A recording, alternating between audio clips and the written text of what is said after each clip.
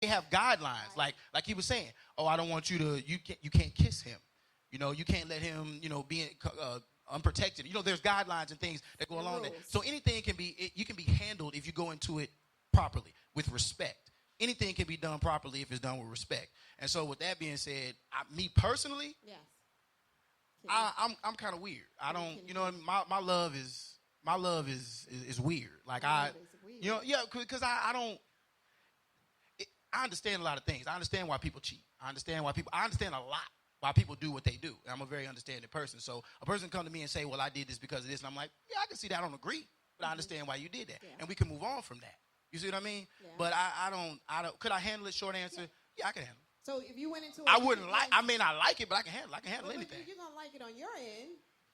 Maybe not. Because I'm the type of guy, here's the thing. I've eaten, how your people say, I can't eat the same thing. I can eat ramen noodles several different ways every day. That's just me. I can do that. I can put some chicken in it. I can put some tuna in it. I can make it. You can make it. I can dress it up. Yes. Is what I'm saying. And so I don't have a problem with eating the same thing every day. Yeah. That's not an issue to me. Well, you make your own variety with the I can spice. There you go. There you go. So when she comes in and she got the wig on. And adding some oh yeah. I snatch the wig off. She becomes that alter diva. Whatever it takes. Yeah, that works. Okay. I like that, Randall. Kenny B. What say you? Could you handle it? All right, so my wife might tune into this podcast, so don't get beat up. No, I'm not, but I'm gonna be real. I'm gonna be real with you. Please. As a man who's been married for quite a long time, no, I'm not cool with it. But when I was single, absolutely. And it's a difference, when you choose a certain lifestyle. Either you choose to be in that lifestyle or you choose to get out of it. You got to make a choice. And that's who I am. That's the standard that I have for my marriage, my relationship. So it's not okay in your marriage. It's not okay for me as a married man to have an open relationship. And so what if she brought it to you? We talk about it. I'm still going to feel the same way, but we're probably going to say, well, I think part of what's veiled in this is the necessity for the open relationship. Mm-hmm. So what's lacking, or what is it that you're missing? So that's what we're not talking about. So let's say this, because how many of you heard Monique and Sydney share their story, right? And at first it was Monique, the actress, the comedian, right? She and her husband Sydney. And so we assume, meaning the public masses thought it was him that brought it to the table. And I don't know if everybody knew that, but now she's open because they have a podcast. And she said, no, it was me. Yeah, it was her, yeah. I love him. He's my best friend. But I don't want to feel as if I'm cheating. I want to be honest. I want to be open. And it didn't necessarily always include sex. We need to honestly break up. It was right. Right. It's interesting, because I think that they don't call it open relationship. They just do the shit as men. They just do the shit, until they found out.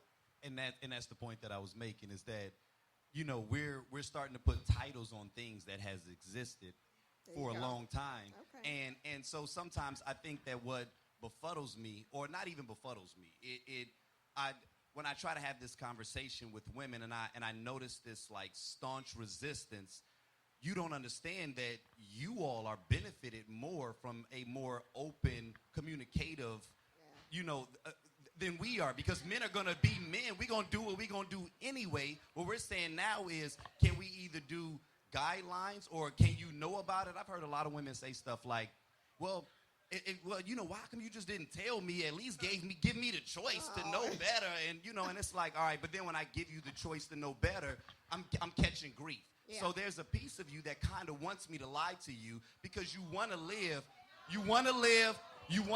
in the same in that same ignorant space that the old wife used to, when she didn't know that her husband had 2 other wives in other states. She just didn't know about it. Right.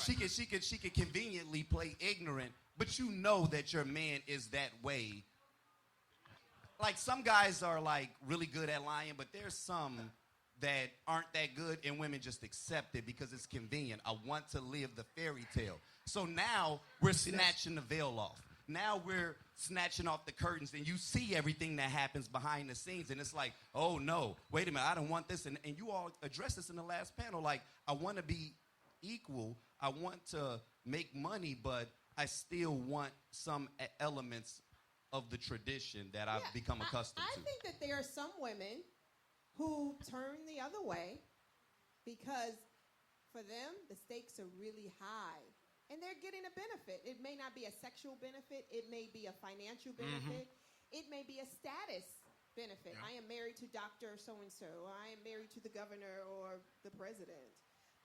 So there's a status that's associated. That's her benefit. His benefit may be I get extra sex or more sex from these 1 or 2 wives that I have. So when you talk about pulling the veil back, I agree. That's the openness about it. But I don't get wrong. twisted. Women know they just ain't saying shit. Yeah, they Right? man. You writing those checks. She's getting the furs and the jewelry and the trips. What she wants out of the deal. But now we talk about, okay, let's be open and let's bring it all out. But so what not Randall, but Isaac said earlier about let's have the open conversation. Yeah, the open conversation is, this is what I like, and I want to go for it, and this is what you like, and we should have some guidelines. But I do agree that women would benefit more if we could really have that honest conversation. Because I guarantee you that you guys can't handle it as much, even in the agreement part. Yeah. That shit will go south real quick. Real fast. Yeah. We have egos by nature. It's real bad. Yeah. Yeah, but I think the rules are important. The rules, it's the same. But it's bad. So, I like. You guys are bringing some real shit. That's great. So here's the other thing that I wanted to cover in this podcast with the men. I had a podcast episode a while ago called Rich Guy, Poor Guy. I don't know how many of you listened. I know that I have some listeners out there. But what came up was the value of a man for a woman, right? So what does he bring to the table that's of value to you? As women, is it just his title? He is CEO. He is a business owner. He is, he has this great title that society is impressed with. Or is it that he is a blue-collar guy, but he makes a whole lot of money, right? Is the money, the financial, that's the value? Or is it that he is a stay-at-home guy, takes care of the kids, he picks them up, he drops them off, he takes them to the activities, he is the soccer dad? What is the value as a man? What is the value of you being a man? How do you see that? So you want me to kick it off again? Oh no! I've been kicking everything off. So I wanted to start on this side. Can we switch it up? Hey. Oh, thank you. I can kick it off, but go ahead. Let's start over here. Kenny B, you got the mic. All right. What's the value of a man from a man's perspective? What's the value of a man? Yeah.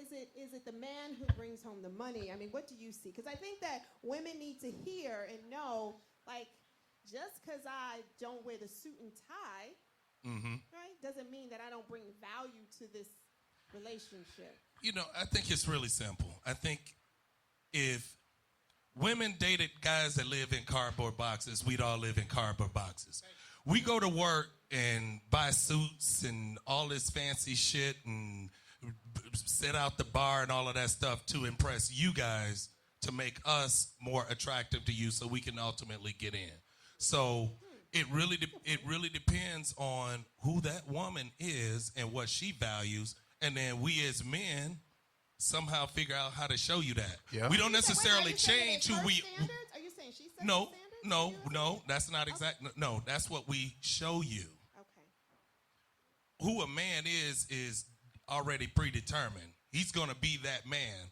But after a few unlucky runs, you're going to figure out, okay, she likes Ciroc berry with cranberry. And I know that costs $20 if I'm at the club downtown. I can't afford it. So I need to have a certain type of job that's I'm going to get the Ciroc berry with cranberry type of chick. So that's what I'm going to do. That's going to motivate me. Okay. He got a point. Look, but he's 100% right. He's 100% right though. A woman right now could walk in and I don't know who the hot guy is now. I'm Tyson. Power. Who? What's the guy from Power? Anyway, he could be on fries. My point is, LSA. My point is he could be on fries, right? The brother could be on fries, standing there looking good as he looked, be on fries, and a woman wouldn't give him the time of the day. But a brother would walk into McDonald's and see a hot chick behind the counter and be like, "Come on, let's go." But a woman won't do that. And a lot of times I find women fall in love. Y'all fall in love with our potential. Y'all don't fall in love with who we are. Y'all fall in love with our potential, and you get mad when we don't live up to what you thought we was gonna be. You see what I mean? And I gotta agree with him there, sister. No, but it's true. It's really, really true. Yeah, I gotta give it up. And the moment that we understand that you don't have all the value that you have in my life, you say what the value of a man is. The value is the value that you put on me. What you accept me as. Because I'm like, I don't know what's a good example. You cannot be. I can't scare you. Like if I'm trying to make you prove to everybody that you're scared of me, and I'm doing whatever I'm doing, and you're looking at me like I'm a fool, then I'm a fool. Right. Period. I don't know if that's a good example. No, but the point I'm trying to make is no, it's not a good example. Okay. The point I'm trying to make is that the only value that we have is the value that you put on us to you. You see what I mean? Because I think the world of myself. I'm the son of a king. Yeah. Understand that. Yeah. But if you treat me like a peasant, then to you I'm gonna be a peasant. I mean, for 8 years, 9 years. So you're saying we hold the value? Is that what you're saying? How you treat us. You treat us with the value that you receive us at. Yeah. This man could be the world.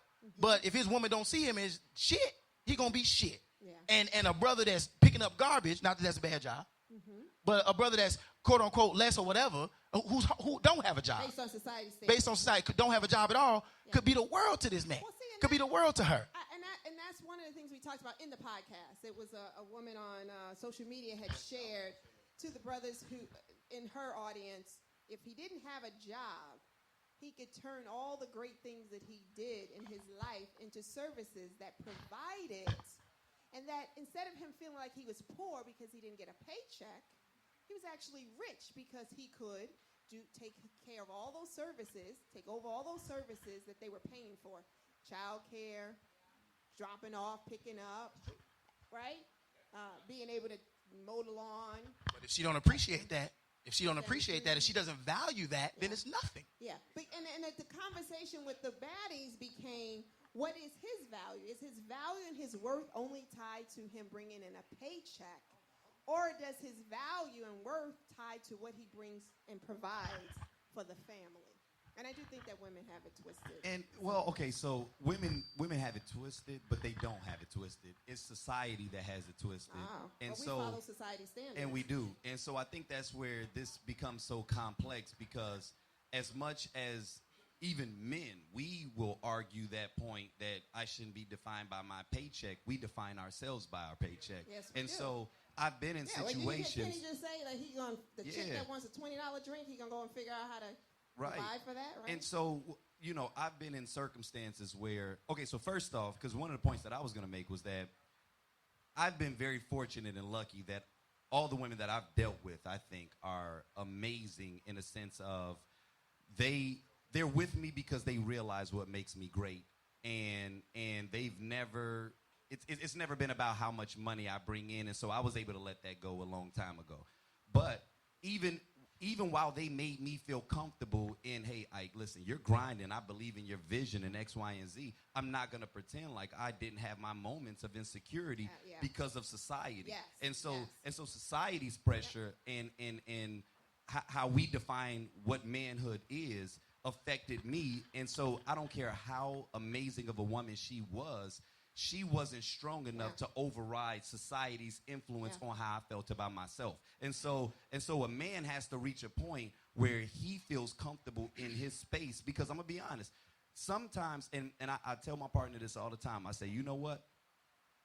I get tired of people that have a tendency to, when they can't achieve something, they automatically develop disdain for it, right? So it's like the guy that can't make money all of a sudden, all y'all out here trying to get Benzes and you know the Hotep type, right? Where it's like, or the guy that can't get that chick in the club all of a sudden,